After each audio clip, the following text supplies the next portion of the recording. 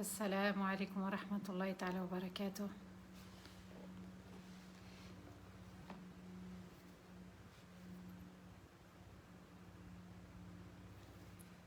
السلام عليكم ورحمة الله تعالى وبركاته.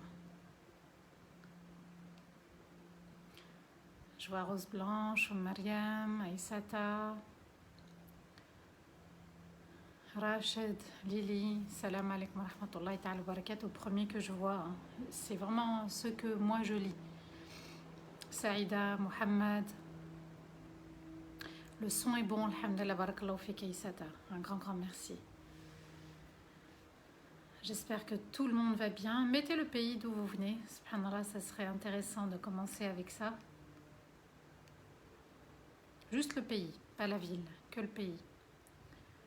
Wa alaykoum assalam wa rahmatullahi ta'ala wa barakatuh. Bint Abi, Habiba, Raish, Zi, Mregelia, Dao, Khadija, Mutarajji, Salma, Ahmad.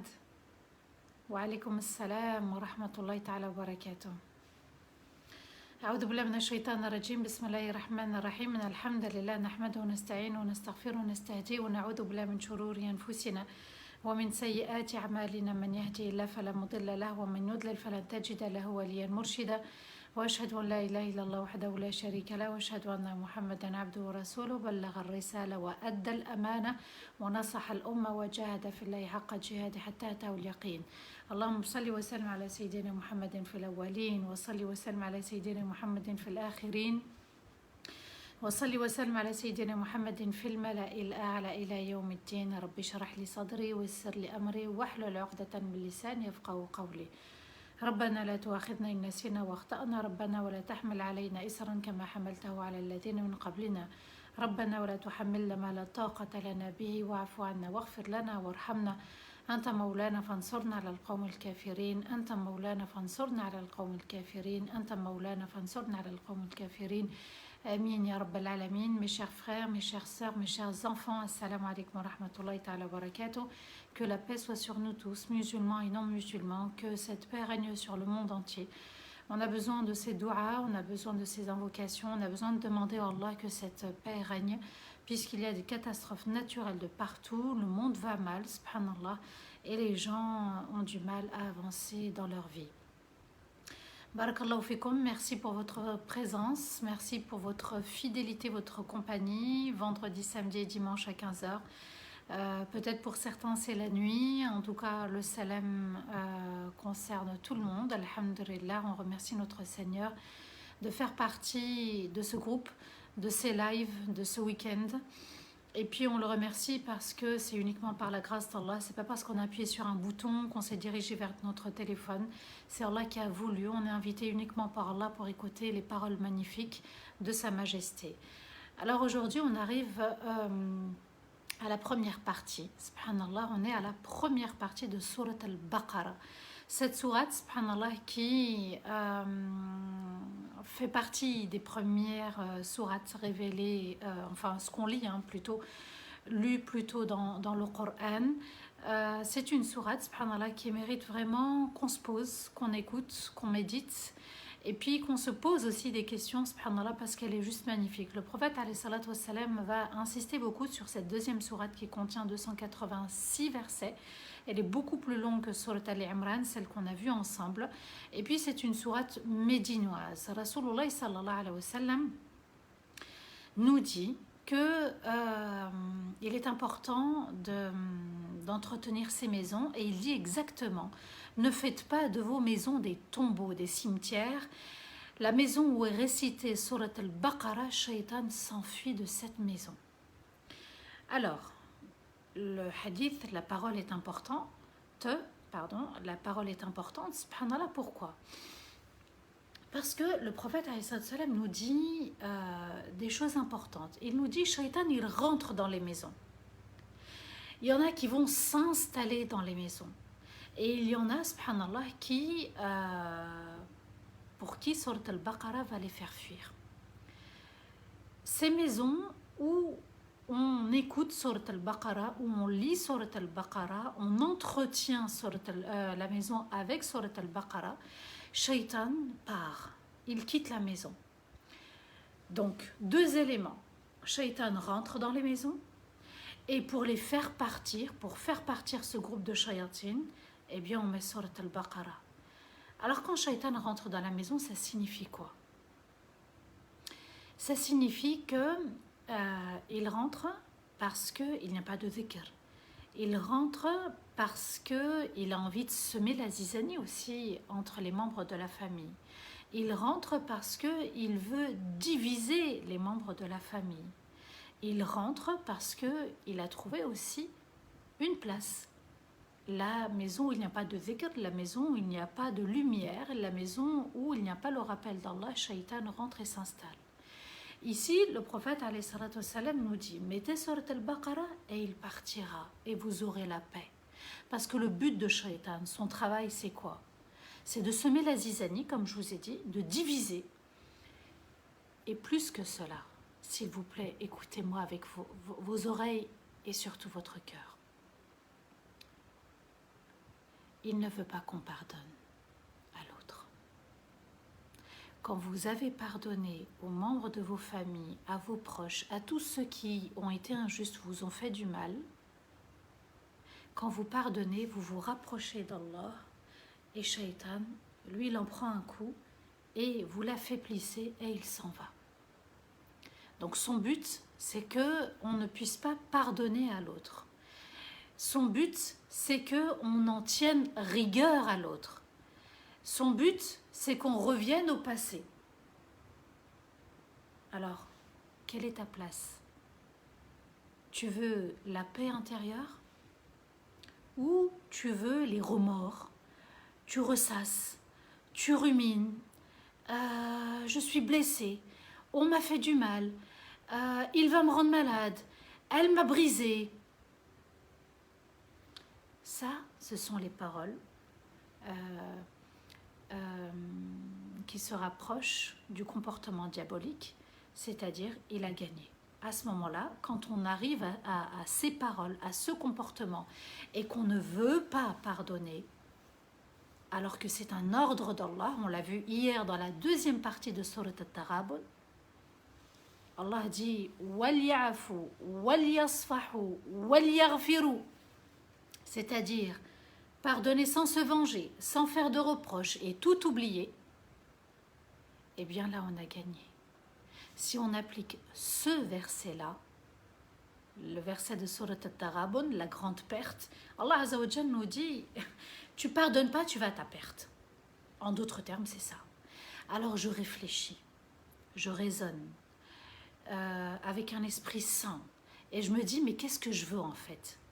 On m'a fait du mal, Allah m'a dit « Tu seras éprouvé, on te fera du mal », comme on a fait du mal aux prophètes et aux messagers. Qu'est-ce que tu veux exactement? Est-ce que tu veux pardonner et t'élever en degré, t'élever, ou est-ce que tu veux ressasser et t'effondrer et on te ramasse à la petite cuillère? À nous de choisir. Le prophète alayhi salatu wassalam est très clair. Il dit Shaitan rentre, mais ce qui va le faire fuir, c'est la lecture de Surat al-Baqarah. Et ça n'est pas fini. Dans un autre hadith, le prophète alayhi salatu wassalam nous dit lisez al-Baqarah car elle est une baraka et la délaisser est un regret et les sorciers ne peuvent pas y résister. Donc 3 choses, même 4. Lisez Surat al-Baqarah, de lire Surat al-Baqarah. Ceux qui ne savent pas lire l'arabe, au moins mettez ceux qui savent la lire, donc des bons récitateurs, puisque c'est bien d'avoir le khushu', le mieux c'est d'écouter quand on ne peut pas, au moins on met Surat al-Baqarah. Elle est une baraka. Al-baraka, c'est le khair, le bien qui s'installe et qui dure. Ça signifie, subhanallah, que la personne qui a subi la perte de quelqu'un, la personne qui vit une épreuve, on a parlé hier de l'épreuve, quand une épreuve nous touche, une quelconque épreuve, quelqu'un qui nous a énervé, blessé, etc., et qu'on garde la foi dans l'épreuve, Allah Azza wa Jal apaise le cœur. Donc, dès qu'on est éprouvé, eh bien, la lecture quotidienne de Surat al-Baqarah, subhanallah, va venir apaiser le cœur.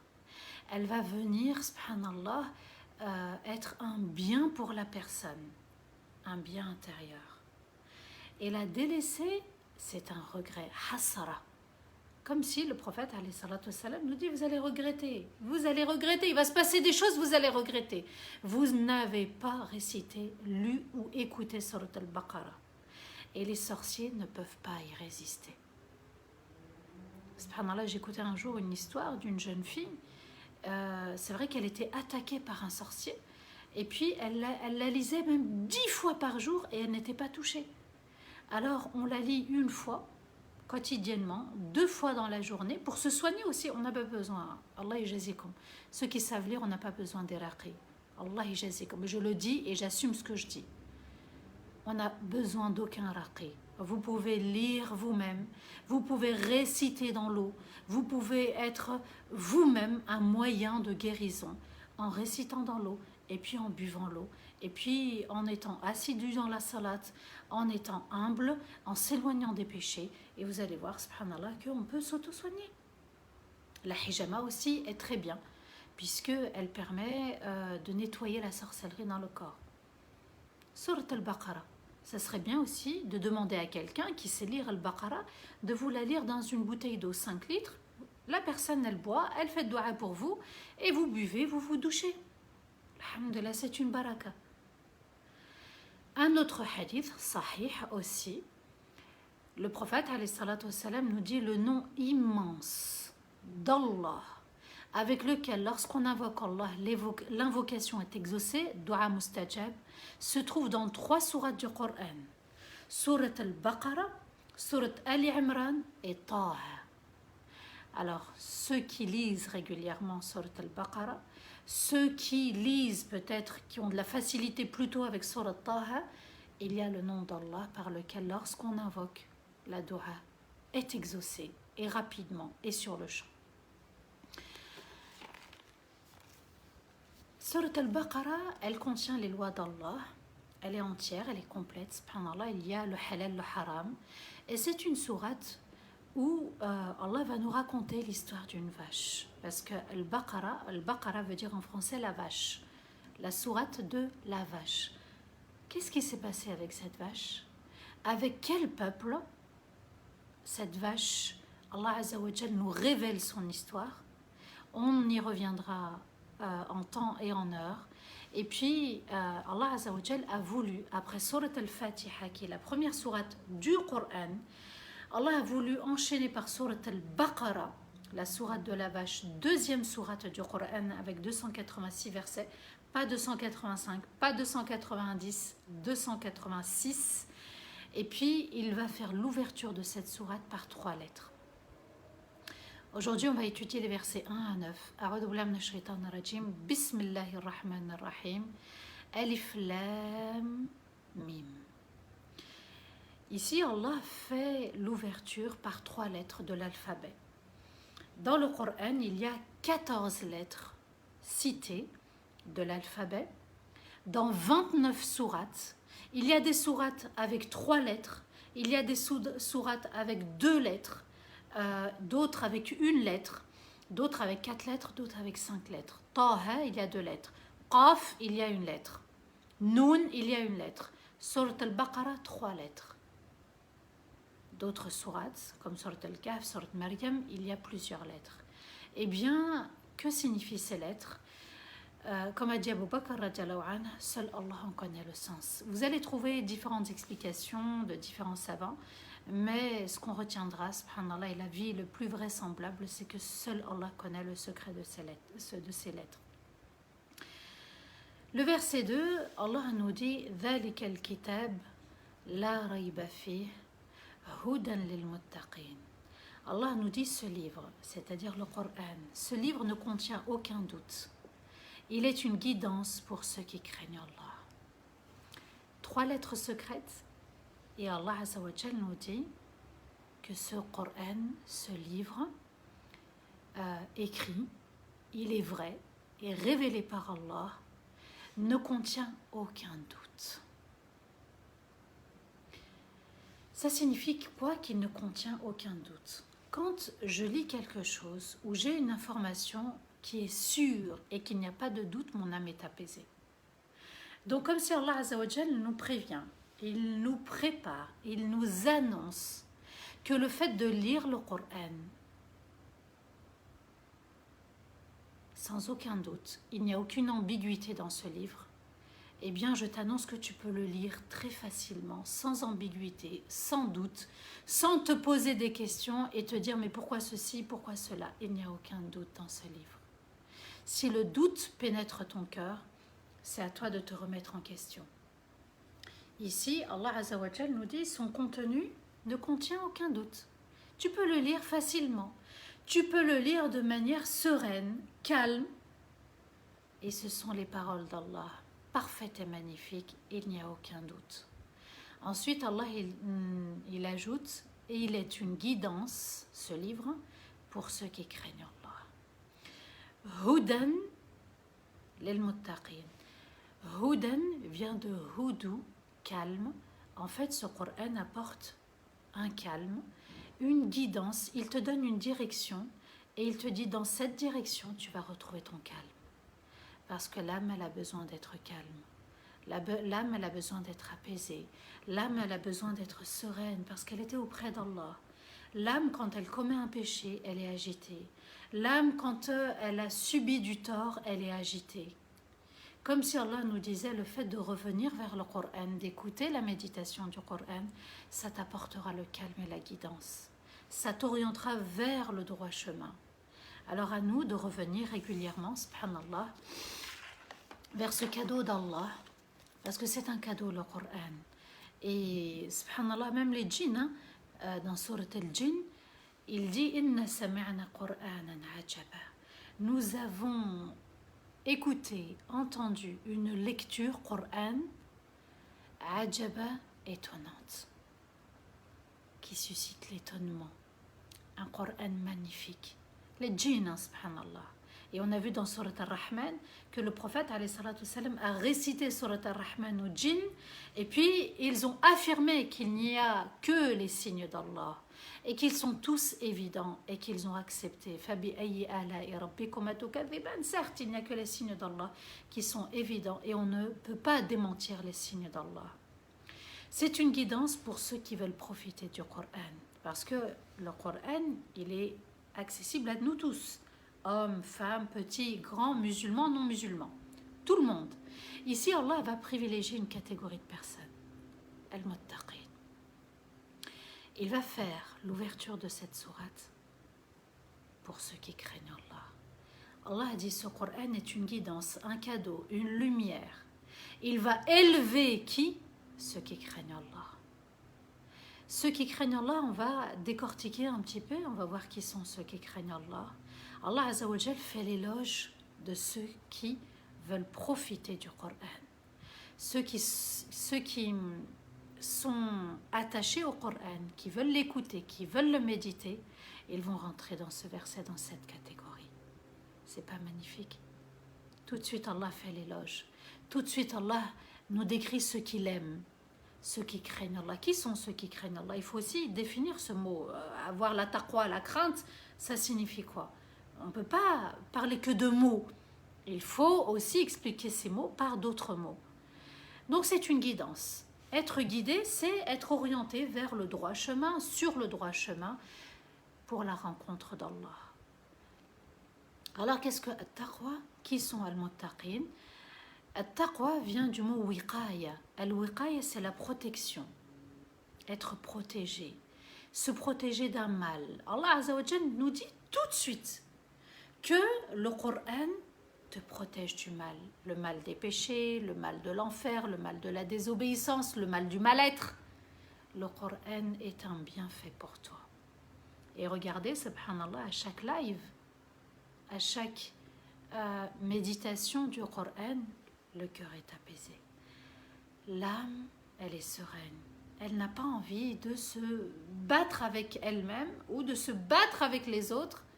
Elle est apaisée parce qu'elle a goûté à quelque chose, elle a savouré à quelque chose qui l'apaise, le Coran.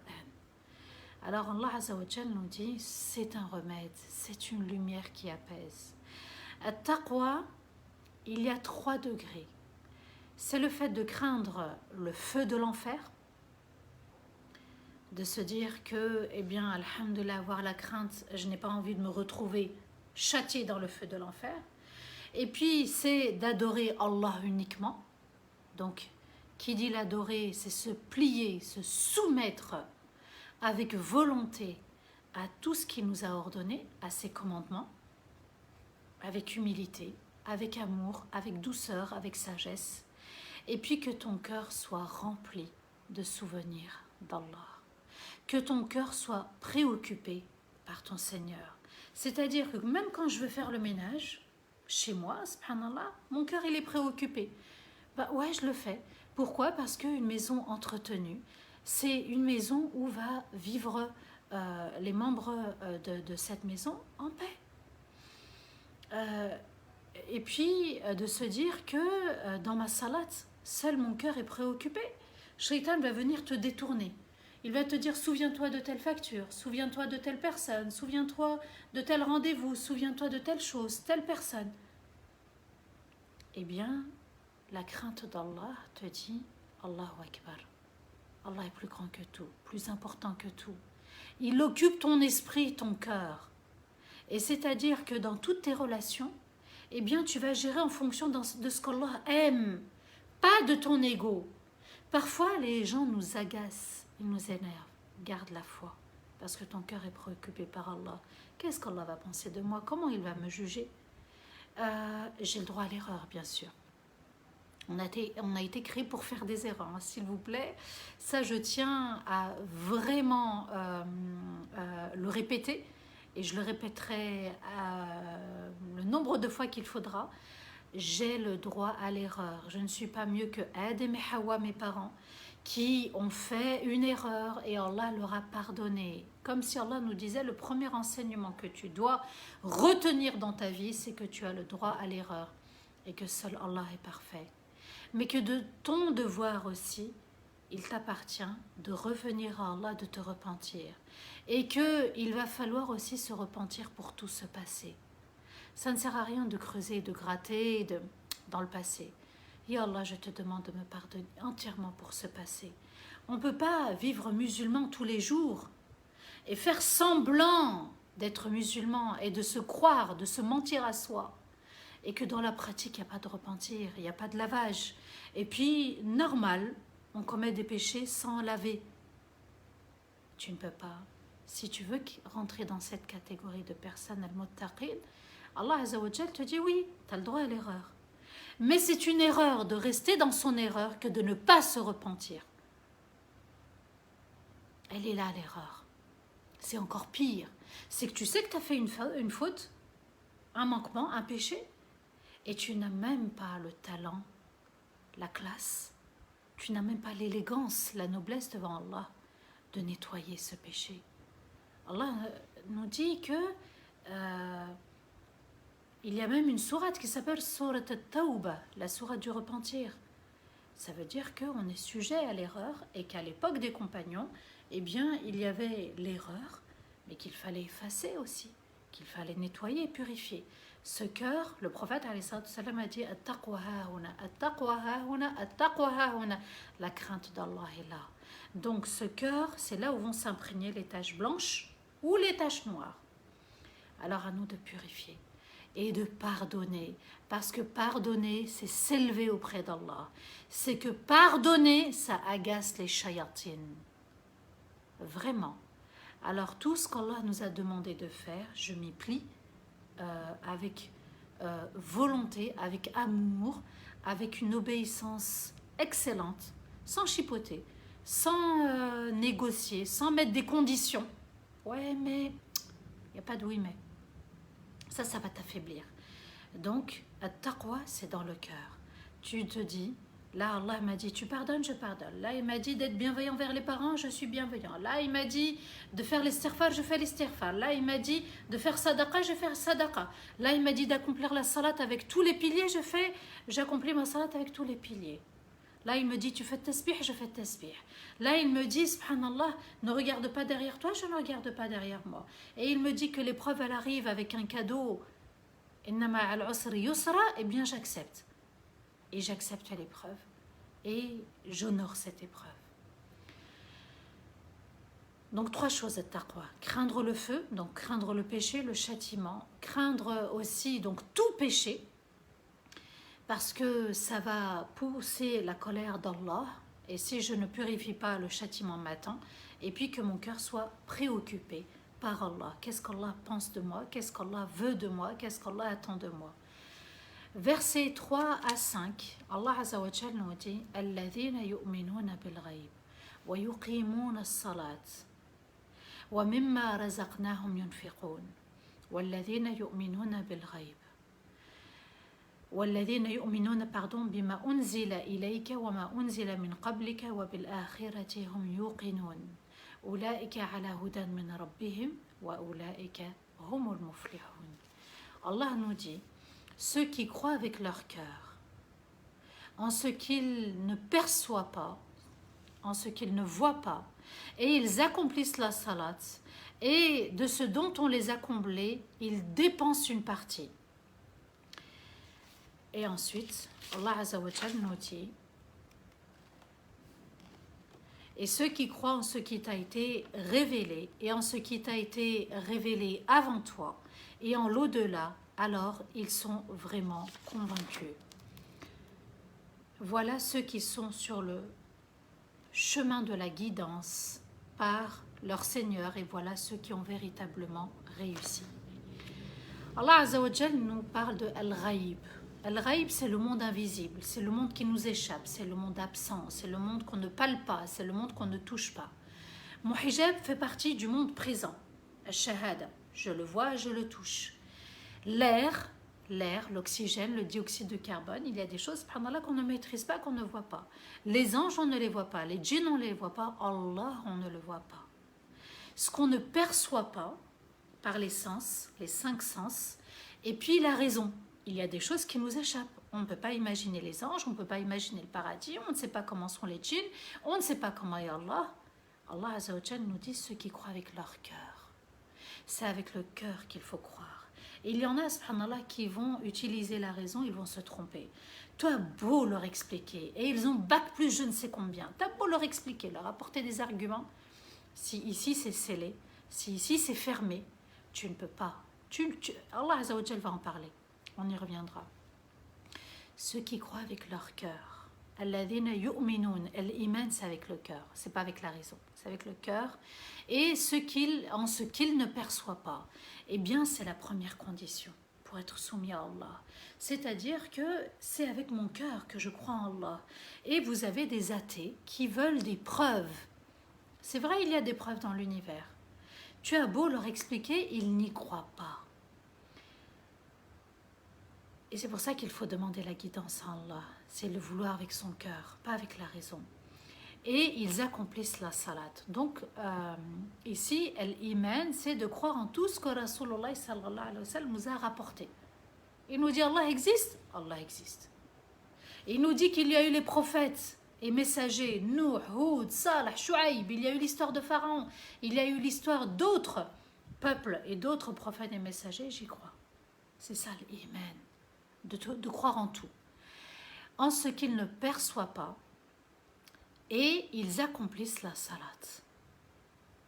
Donc, pour accomplir la salat, accepter la salat, je dois l'accepter d'abord avec mon cœur, et puis je dois accepter que ça vient d'Allah, même si je ne le vois pas. Et c'est comme ça, subhanallah, que je vais déjà ressentir aussi mon Seigneur dans la salat. Allah existe, et tous les signes sont des témoins de l'existence d'Allah. Et cette salat, je vais devoir l'accomplir. Ici, Allah ne nous dit pas yusalloun. Il nous dit yuqimun as-salat. Yuqimun, aqama, yuqimu, istiqama, qama, yaqumu, qawwam. C'est être droit. Ils sont droits dans la salat. Ils ne la négligent pas. Dans la salat, ils sont concentrés, ils respectent les piliers, ils respectent le temps de la salat, le temps ne sort pas, subhanallah, ils protègent l'heure de la salat, ils sont gardiens de leur salat, c'est aussi ça, le prophète alayhi salatu wassalam a dit en réponse à Abdullah ibn Mas'ud radiallahu anhu, qui lui a posé la question, Ya Rasulallah, quelle est l'œuvre la plus aimée auprès d'Allah? Ce qu'Allah aime le plus. Et le prophète sallallahu alayhi wa sallam lui répond, la prière à l'heure. il ne lui a pas dit la prière. Il lui dit la prière à l'heure. Alors, c'est l'été. Là où vous êtes, en vacances peut-être, ou même si vous êtes en vacances chez vous, il pourrait y avoir du laisser-aller. Ne négligez pas. Ceux qui sont en vacances, en voyage, ils peuvent regrouper. Allah leur a facilité. Salat al-Musafir, la prière du voyageur, on peut regrouper, on peut écourter et regrouper à partir de 87-90 km de distance après le domicile. Donc, la prière à l'heure. C'est pas nous qui choisissons le temps. C'est Allah, et Allah a juré par le temps. Ou l'asr, Allah a juré par le temps. Le temps est important. Le temps est une créature d'Allah. Le temps est une créature soumise à Allah. Quand c'est l'heure du dhuhr, c'est l'heure du dhuhr. Le dhuhr, on ne le fait pas au asr, au maghrib ou au isha. Le fajr, c'est à l'heure où Allah a décrété son temps. Et non pas après le shuruq. On a une responsabilité. Tu veux pas faire partie de ceux qui sont dans la crainte, c'est aussi ça, la prière, al-iqama, al-istiqama fi salat. Ensuite, a dit Abdallah bin Mas'ud, et le prophète alayhi salatu wassalam, a dit la bonté envers les parents. Donc vous voyez que Allah attend de nous, il attend de nous ce respect. Même si les parents ont fait des erreurs, on leur pardonne. Ça passe par là aussi, d'être bienveillant envers ses parents, c'est aussi le pardon. Ils ont fait des erreurs, oui, et alors, ma'alish. Ma'alish. Comme on dit chez nous aussi, misalish. C'est pas grave, on n'en tient pas rigueur. Il ne faut pas retenir que ce qui est dur, il faut retenir aussi les bons moments. Et Allah, ici, il insiste sur le fait de respecter les parents. Le prophète nous dit le bon comportement envers les parents, c'est-à-dire invoquer Allah pour eux, les aider, leur apporter la bonne parole et ne pas retenir que leurs erreurs. Et ensuite, a dit Abdullah bin Mas'ud, et le prophète a dit al-jihad fi sabilillah, c'est-à-dire les efforts pour Allah. Le jihad, deux sens. C'est vrai, il y a le combat qui demande des efforts, qui demande une participation physique, une participation spirituelle aussi sur le champ de bataille en guerre, mais il y a aussi pour nous, le djihad, il continue, c'est-à-dire faire les efforts pour purifier ce cœur. Et bien ça aussi Allah aime, et c'est dans Surat al-Mu'minun, la sourate des véritables croyants, pour gagner al-Firdaus al-A'la. Abdullah bin Mas'ud ajoute: voilà ce qu'il m'a été conseillé de Rasulullah sallallahu alayhi wa sallam. Si j'avais demandé plus, il m'aurait conseillé encore plus. Omar radiallahu anhu nous dit: celui qui protège et garde sa prière aura protégé sa religion, et celui qui néglige sa prière aura négligé sa religion. Donc le socle, la base, la fondation, c'est la salat. Si tu veux préserver ta religion, si tu veux préserver tout le reste, ton jeûne, ton hajj, si tu veux préserver ta shahada, si tu veux préserver ton voile, si tu veux préserver ton bon comportement, toutes les bonnes actions, tu dois préserver la salat. As-salat, nour, a dit le prophète alayhi salatu wassalam, la prière est une lumière parce qu'elle illumine ta vie. C'est un bonheur intérieur procuré lorsque tu accomplis cette prière avec tous les piliers, avec la sunna de Rasulullah sallallahu alayhi wa sallam. Accomplir veut dire aussi l'accomplir constamment, sans l'interrompre. Allah nous dit waylun lil musallin. Il y a un fleuve, il y a une rivière dans le feu de l'enfer. Waylun pour qui? Pour ceux qui prient. Pourquoi? Waylun lil musallin alladhina hum an salatihim sahun, ceux qui négligent la salat. Le temps, la concentration, les piliers, la sunna, et puis ils ne sont pas concentrés. Allah Azza wa Jal nous dit: vous allez rendre des comptes. Donc la crainte d'Allah, c'est on va à un rendez-vous, on va vers sa majesté, on n'interrompt pas, même si tu fais des erreurs et des péchés, même si ce sont des grands péchés, tu maintiens la salat. Parce que cette salat, elle va t'éloigner. C'est elle qui prendra le dessus. Normalement, si tu es constant, si tu la protèges, et elle t'éloignera de ce qu'Allah déteste. Ensuite, Allah nous dit: وَمِمَّا رَزَقْنَاهُمْ يُنْفِقُونَ. Et ils dépensent une partie de ce qu'on leur a donné.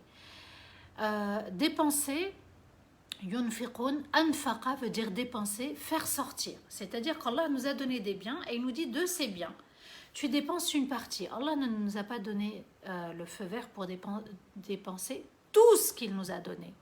J'ai tout fait, j'ai tout donné pour lui, pour elle, et j'ai été là tout le temps. Allah t'a dit une partie.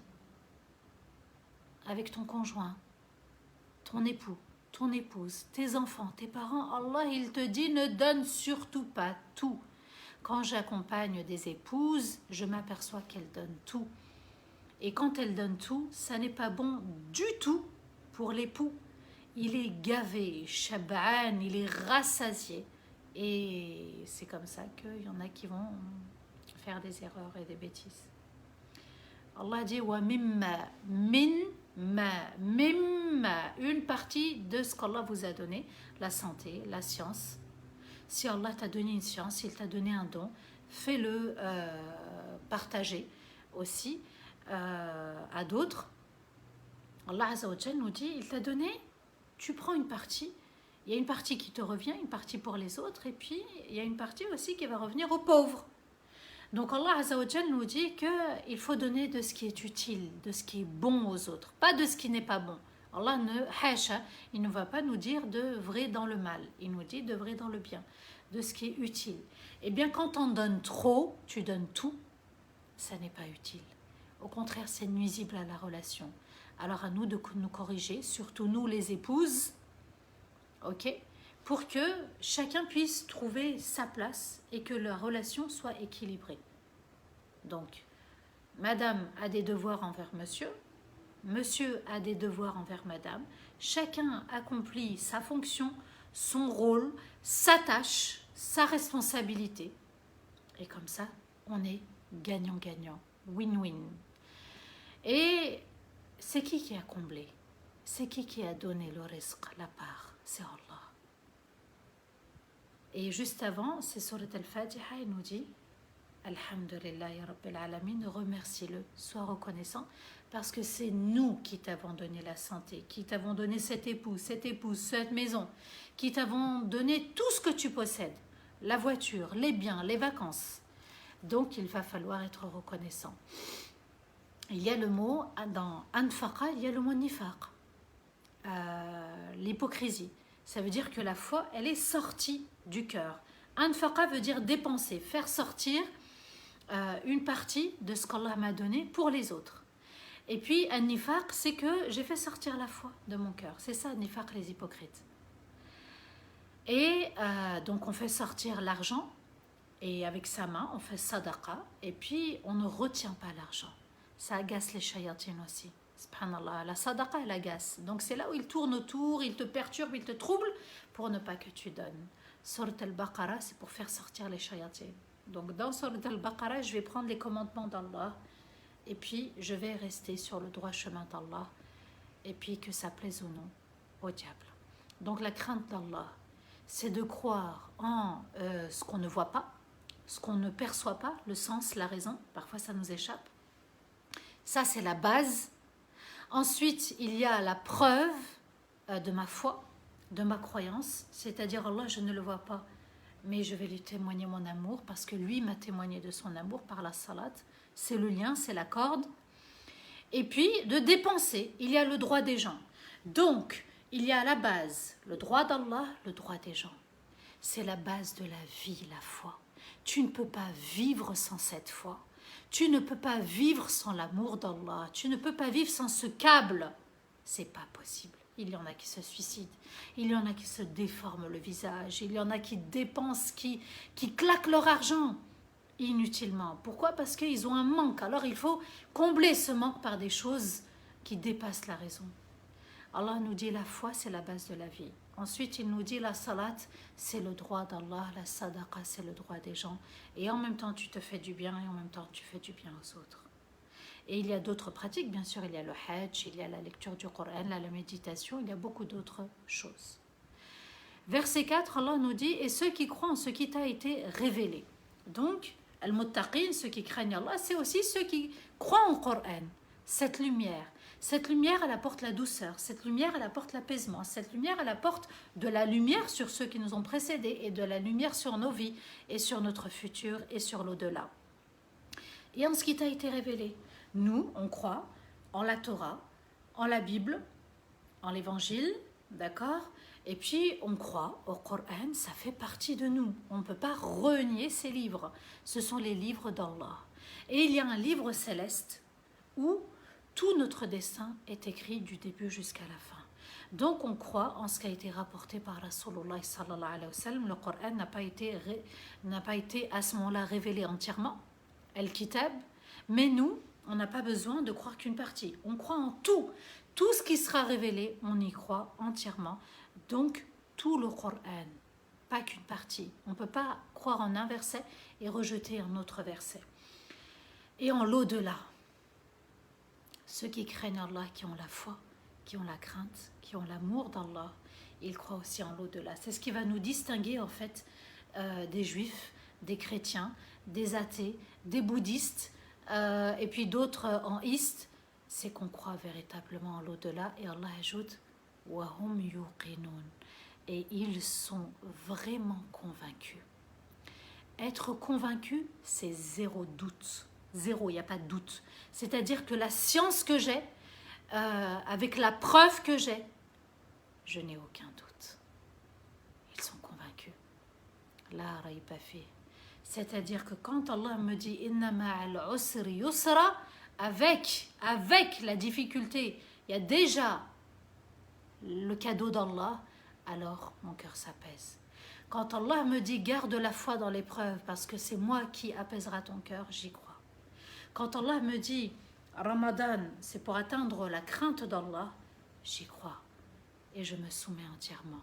Et en l'au-delà, il croit fermement en l'au-delà. Il n'y a pas de doute, il n'y a pas de shak, c'est du yaqin. C'est un haut degré dans la science et un haut degré dans la foi. Et ça n'est pas donné à tout le monde. Al-yaqin, au jour du jugement, au paradis, à l'enfer, à la récompense, au châtiment. C'est ça aussi, al-yaqin, j'y crois. Tout simplement, c'est soit je crois, soit je ne crois pas. Et on a toutes les preuves pour croire. Maintenant, à nous de demander la guidance à Allah, de nous préserver aussi, de tomber aussi dans le chemin qui mène à notre perte. C'est pour ça qu'on récite Surat al-Fatiha. Iyyaka na'budu wa iyyaka nasta'in ihdina as-sirata al-mustaqim. Seigneur, guide-nous vers le chemin de la douceur, de la guidance, la douceur de t'aimer, la guidance pour mieux t'adorer. Et bien ce chemin, on a besoin d'Allah pour rester dans ce chemin. Le verset 5, Allah nous dit, voilà ceux qui sont sur le chemin de la guidance par leur Seigneur, et voilà ceux qui ont véritablement réussi. Allah Azza wa Jal nous dit, cette catégorie de personnes, avec ces critères-là, avec ces conditions-là, avec ces qualités-là, eh bien, subhanallah, ils sont sur le droit chemin. Comme ils sont sur un cheval et ils galopent, et ils avancent tout droit. Et c'est Allah qui a permis la guidance. Hudan, Allah Azza wa Jal nous dit ici, je reprends le verset en arabe, Hudan min rabbihim, une guidance par leur Seigneur, c'est un cadeau d'Allah. Ne pense pas que c'est parce que tu as choisi, ne pense pas parce que tu as baigné dans une famille musulmane. Là, Allah nous dit une famille musulmane ou non musulmane, c'est moi qui interviens, c'est Allah qui te donne cette faveur et ce cadeau. Alors voilà ceux qui ont véritablement réussi. Réussir dans la vie, c'est ça. Et ça met tout le monde sur le même pied d'égalité, le même pied. C'est au même niveau, au même rang. Tu veux réussir, c'est pas tes diplômes, c'est pas ton argent. Ton argent, il faut que tu dépenses, mais tu dépenses pour Allah. Et avant de dépenser tes biens, il va falloir que tu gères aussi ta salat. Et Allah Azza wa Jal nous dit Al-Falah, Humul Muflihun. Al-Falah, c'est aussi en rappel du Fallah, l'agriculteur. Qu'est-ce que fait l'agriculteur avec la terre? Eh bien, il va yashuqqul ard, il va fendre la terre, il va tracer son chemin. Ça veut dire que tu dois choisir quelle direction prendre Et tu dois tracer, faire les efforts pour tracer ton chemin vers le paradis. Al-Falah, Allah l'a utilisé aussi dans Surat Al-Mu'minun. Qad aflaha al-mu'minun, on réussit véritablement ceux qui croient en Allah. Et ici, Allah nous dit ta voie, tu la traces pour aller vers le paradis. Et le plus beau des paradis, c'est la rencontre avec Allah. Le verset 6, Allah nous dit Inna alladhina kafaru. Maintenant, il va nous parler de ceux qui ont renié Allah. Inna alladhina kafaru sawa'un alayhim anzartahum am lam tunzirhum la yu'minun. ختم الله على قلوبهم وعلى سمعهم وعلى أبصارهم غشاوة ولهم عذاب عظيم. Versets 6 et 7, Allah nous dit ceux qui ont renié Allah, cela leur est égal que tu les mettes sans cesse en garde ou que tu ne les mettes pas en garde, car ils ne croiront pas dans les deux cas. Et le verset 7, Allah Azza wa Jal nous dit Allah a scellé leur cœur, leur ouïe et leur vue, en couvrant par un voile leur vue, et ils auront un immense châtiment. Ceux qui ont renié Allah. Ici, Allah est très clair. Parce que souvent, on se pose la question, j'ai une amie, j'ai un voisin, j'ai un ami, j'ai un frère, j'ai une sœur, subhanallah, ils ne croient pas. J'ai beau leur parler et ça me fait mal au cœur. Ils étaient musulmans, ils ne le sont plus. On a toutes sortes de cas de figure. Allah nous dit ceux qui ont renié Allah, ceux qui se sont détournés d'Allah, ceux qui ont rejeté Allah, ceux qui n'ont pas voulu croire en l'existence d'Allah. En fait, ils se mentent à eux-mêmes. Renier veut dire je sais au fond, mais je me voile la face. Ceux qui ont renié Allah, ça leur est égal. Que tu les mettes en garde une fois, 2 fois, 10 fois, ou que tu ne les mettes pas en garde. Allah Azza wa Jal nous dit c'est déjà perdu d'avance. Ils ne croiront pas. Parce que leur cœur a refusé. Leur cœur a renié. Et on se rappelle aussi, subhanallah, que Allah nous dit aussi dans le Coran que lorsqu'il a créé toutes les âmes, tous les enfants de Adam, au début il a créé les âmes avant le corps, eh bien Allah nous a posé la question Alastu bi rabbikum? Ne suis-je pas votre Seigneur? Allah nous a demandé de le reconnaître. Il nous a posé la question est-ce que tu veux reconnaître que je suis ton Seigneur? Et toutes les âmes ont répondu Bala. Certes, on croit en toi. Dans les cieux, on a cru. Mais Allah Azza wa Jalla nous dit t'as cru? Tu crois? Tu as passé le test. Et le test, pour certains, c'est une réussite sur terre. Pour d'autres, c'était une réussite et ça finit par un échec. Et pour d'autres, c'est un échec d'emblée, d'entrée de jeu. Donc, je répète le verset, ceux qui ont renié Allah, cela leur est égal que tu les mettes sans cesse en garde ou que tu ne les mettes pas en garde, car ils ne croiront pas dans les deux cas.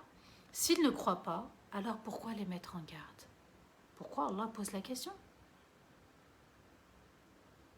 Pose-toi la question. Pourquoi Allah met en garde? Parce que on sait aussi qu'Allah sait parfaitement à l'avance, comme pour Pharaon, il n'allait pas croire. Mais Allah Azza wa Jal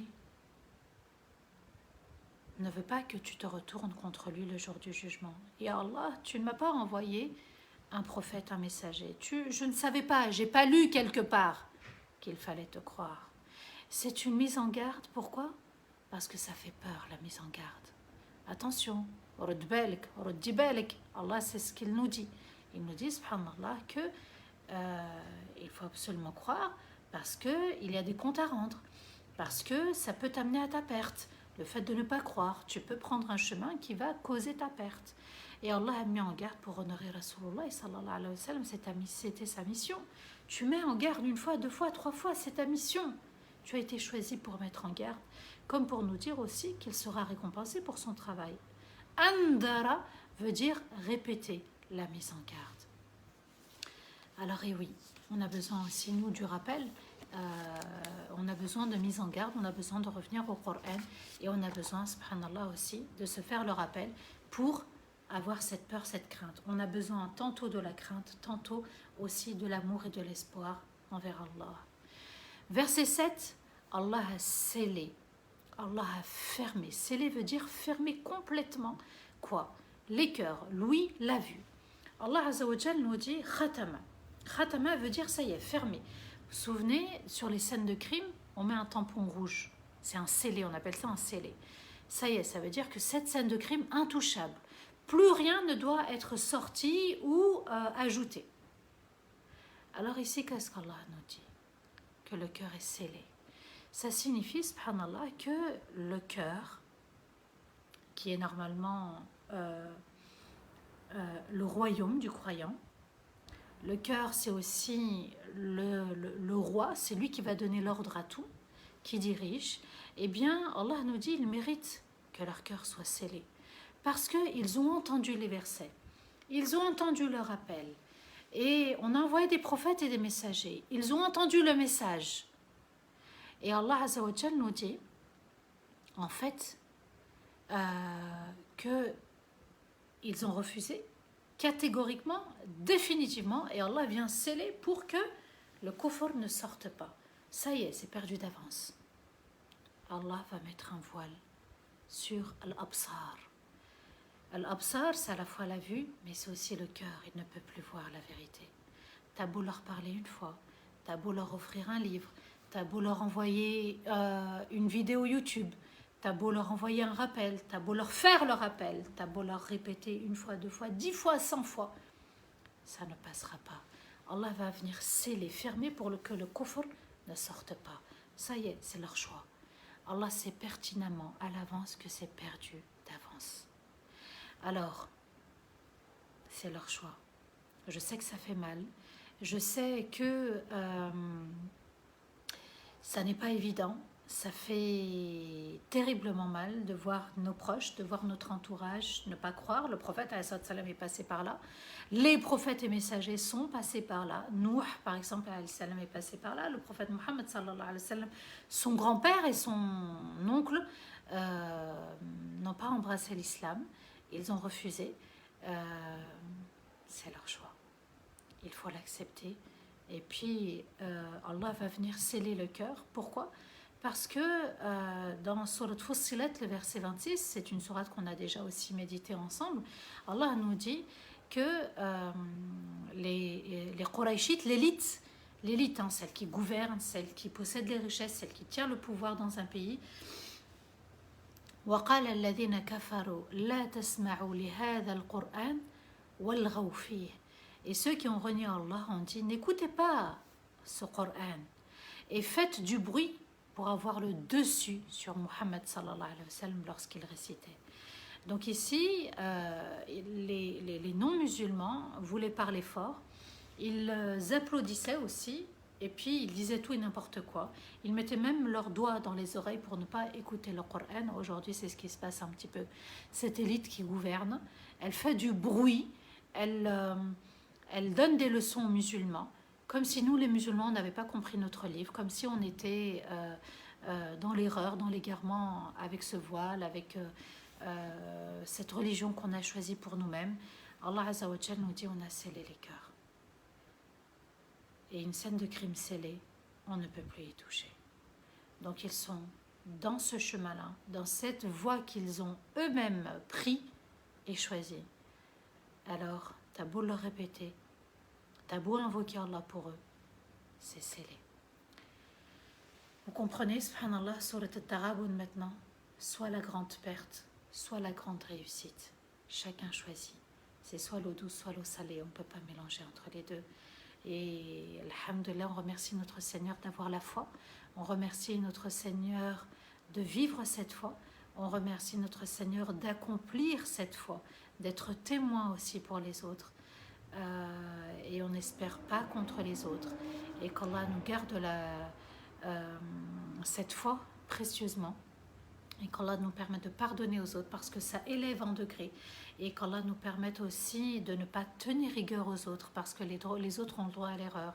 Et ils ont le droit de se tromper, même s'ils se sont égarés, même s'ils sont sortis du chemin, du cadre.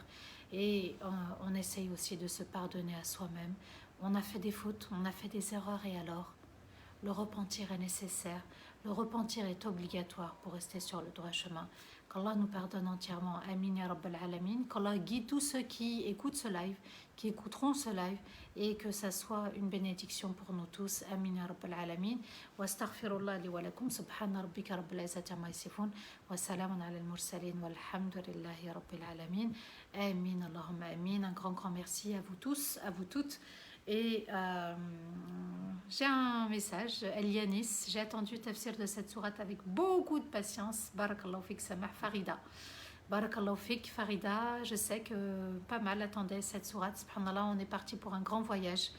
Au moins 30 parties, au moins, voilà, ça va être des mois avec sourate Al-Baqarah. Et qu'Allah nous permette de bien comprendre cette sourate, de l'appliquer aussi.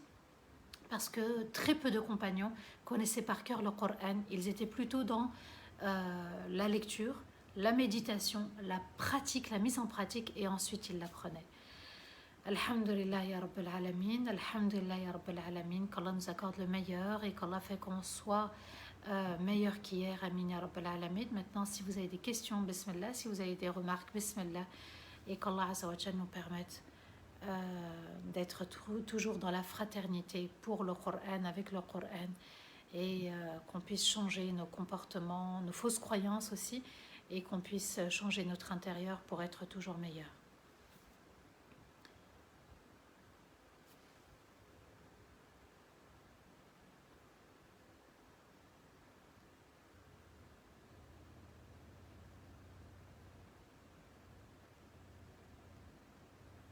Alors vous aurez toujours des personnes, bien sûr, qui viendront perturber un petit peu ce live. Mettez les commentaires de côté, vous faites glisser comme ça les commentaires, ils partiront sur le côté. Et puis vous ne les verrez plus, comme ça vous serez bien concentré sur les paroles d'Allah. Ibrahima, barakallahu fik aussi, merci pour ton message, alhamdulillah. Surat al-Baqarah, apparemment c'est un amour, beaucoup l'attendaient. Alhamdulillah, alladhi hadana li hadha, dit Mohamed Shakir. Assalamu alaikum wa rahmatullahi ta'ala wa barakatuh, hayyak Allah. Mohamed, wa alaykum assalam wa rahmatullahi ta'ala wa barakatuh, tatawin, merci. Amin, amin, amin, barakallahu fik.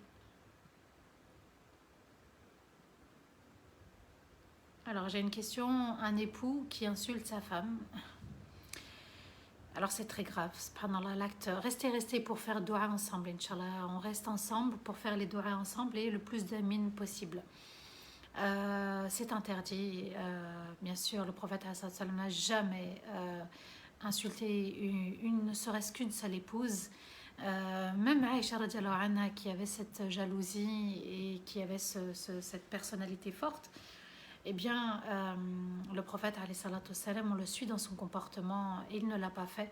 Et Allah dit dans Surat Al-Mu'minun, ceux qui se détournent complètement et rapidement, sans réfléchir, des propos futiles et des actes futiles. Donc, je te donne la preuve que c'est interdit et qu'Allah attend de nous qu'on évite ce genre de propos. Voilà, qu'Allah t'aide et t'accompagne. Moi, je ne juge ni ton époux, ni je te juge toi. Subhanallah, voilà, c'est quelque chose qui arrive, si c'est arrive très souvent. Trop souvent, il y a des questions à se poser. Qu'Allah t'aide et t'accompagne et qu'Allah guide ton mari vers un meilleur comportement. Alors, merci Samah pour tes lives. Dit Jamel, barakallahu fik, merci beaucoup.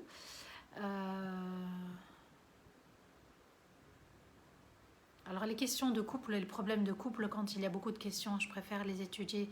Je préfère vraiment avoir le plus d'éléments possible. Je ne me permettrai pas d'être injuste envers qui que ce soit. Pour ça, et n'hésitez pas à me consulter sur mon site internet Scan et Sérénité. Scan, S-C-A-N-E-T. S-E-R-E-N-I-T-E, scan et sérénité.com, tout simplement. Il y a deux créneaux horaires, lundi et mardi après-midi, pour le public. Le reste des créneaux horaires, je continue les accompagnements, séminaires, et puis Inch'Allah, quand j'aurai terminé, j'ouvrirai d'autres créneaux horaires. Mais vous pouvez commencer à me consulter si vous le souhaitez, lundi et mardi après-midi. Alors,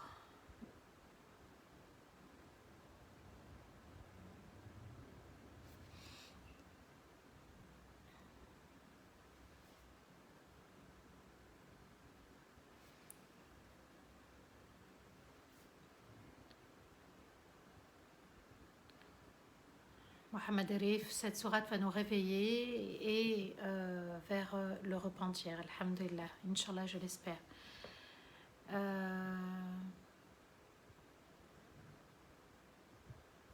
Alors, est-ce qu'il est déconseillé de dormir après Salat al-Fajr? Non, non, tu peux te rendormir, Bismillah. Non, non, non, non. حبيبة تيكزيرت السلام عليكم. سبحان الله، ارتاح كثيرا لسماع سورة البقرة وجزاك الله خيرا أختي أمين وإياك. الحمد لله إذا ارتحتي. Elle dit que son cœur s'apaise quand elle écoute سورة البقرة.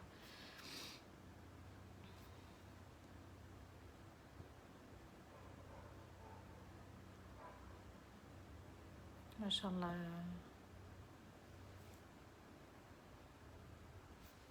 Alors Radia.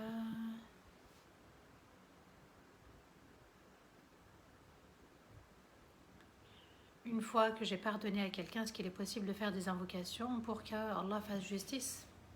Allah, il s'appelle Al-Hakam, le juste. Donc il fera régner sa justice. Et puis Allah nous dit qu'il faut être juste envers soi-même et de pardonner. C'est le meilleur des comportements. Ne t'inquiète pas. Allah gère tout. Adi Adiam.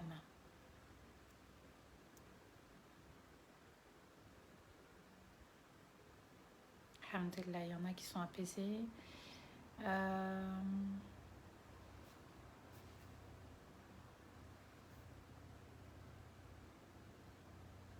Alors Ali, le choix d'une conjointe ou d'un conjoint, c'est un choix personnel. Hein. C'est un choix où il va falloir faire des efforts, réunir des informations. Et après, il y a un tawakkul auprès d'Allah. Lorsque tu as pris ta décision, Allah dit, eh bien, tu t'en remets à ton Seigneur. Donc, voilà.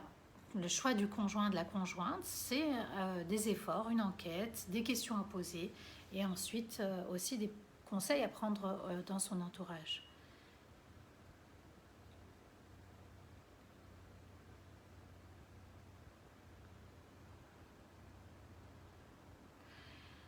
Alors,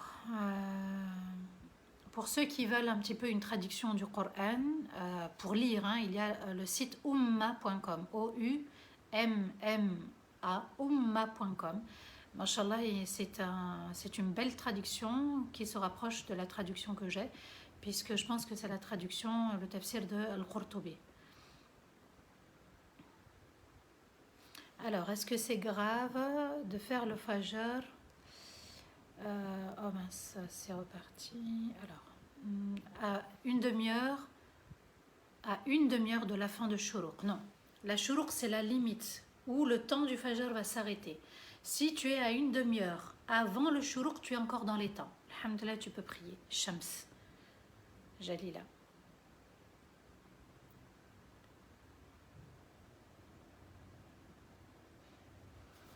Voilà.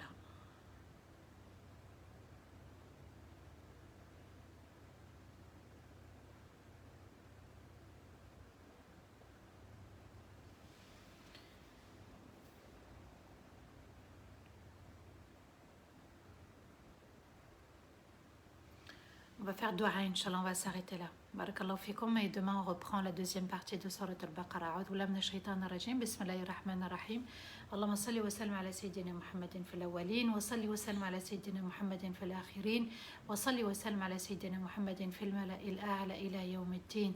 ربنا لا تؤاخذنا إن نسينا واخطأنا ربنا ولا تحمل علينا إصرا كما حملته على الذين من قبلنا ربنا ولا تحملنا ما لا طاقة لنا به واعف عنا واغفر لنا وارحمنا أنت مولانا فانصرنا على القوم الكافرين. اللهم يا ودود يا ودود يا ودود يا ذا العرش المجيد يا فعالا لما تريد نسألك بعزك الذي لا يرام وبملكك الذي لا يضام وبنور وجهك الذي ملا أركان عرشك أن تجعل القرآن العظيم ربيع قلوبنا ونورا لصدورنا وذهابا لهمومنا وأحزاننا. اللهم أعز الإسلام والمسلمين اللهم أعز الإسلام والمسلمين اللهم أعز الإسلام والمسلمين يا رب وحد صفوفنا ووحد كلمتنا ووحد قلوبنا. اللهم لا إله إلا أنت ظلمنا أنفسنا وإن لم تغفر لنا وترحمنا لنكونن من الخاسرين. اللهم ارحم والدينا ووالدي والدينا وجميع المسلمين الأحياء منهم والميتين. اللهم من كان مريضا فاشفيه ومن كان ضالا فاهديه ومن كان سائلا فاعطيه. اللهم من كان عازبا فزوجه ومن كان مديونا فسدد دينه ومن كان مسجونا فاطلق سراحه. اللهم أرنا الحق حقا وارزقنا اتباعه وأرنا الباطل باطلا وارزقنا اجتنابه.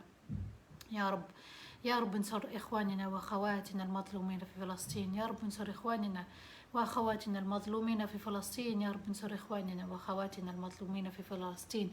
اللهم لا إله إلا أنت، لا حول ولا قوة إلا بك. نستغفرك ونتوب إليك، نستغفرك ونتوب إليك، نستغفرك ونتوب إليك. زدنا ولا تنقصنا، واعتنا ولا تحرمنا. يا رب ارزقنا حبك، يا رب ارزقنا حبك، يا رب ارزقنا حبك. اللهم امتنا مسلمين والحقنا بالصالحين. اللهم امتنا مسلمين والحقنا بالصالحين يا رب العالمين. اللهم صل وسلم على سيدنا محمد في الأولين، وصل وسلم على سيدنا محمد في الآخرين، وصل وسلم على سيدنا محمد في الملأ الأعلى إلى يوم الدين. سبحان ربك رب العزة عما يصفون وسلام على المرسلين والحمد لله رب العالمين. Amin ya Rab. À demain avec la deuxième partie de Surat al-Baqarah. Qu'Allah vous récompense grandement, infiniment, et qu'Allah vous accorde le meilleur et qu'il vous accorde le Firdaus al-A'la et surtout la paix intérieure sur terre. Amin ya Rab al-Alamin. Demain 15h, qu'Allah vous protège. Wassalamu alaikum wa rahmatullahi ta'ala wa barakatuh.